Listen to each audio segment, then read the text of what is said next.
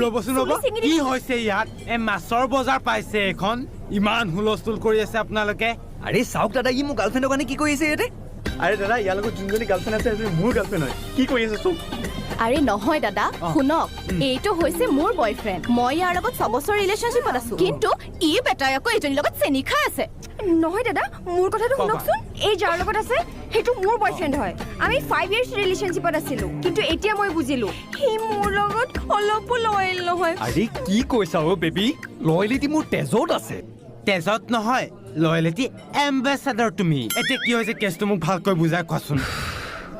চাওক দাদা এইজনী মোৰ গাৰ্লফ্ৰেণ্ড আমি 5 বছৰ দিন ৰিলেশ্যনশ্বিপত আছো ঠিক আছে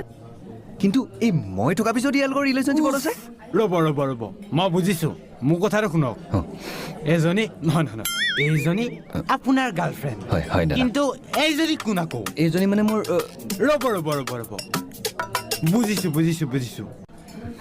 এইজনী আপোনাৰ গাৰ্লফ্ৰেণ্ড আপোনালোক দুটাই 6 বছৰ দিন ৰিলেশ্যনশ্বিপতো আছে কিন্তু এইজনী কোন আকৌ এইজনী হ'ব মই চব বুজিছোঁ মানে কাৰোবাৰ প্লাগত কোনোবাই চাৰ্জ দি আছে আপোনালোকে বুজিছেনে গাইজ আজিৰ যুগত কোনো সোধা নহয় মানে তুমিও চেনি ময়ো চেনি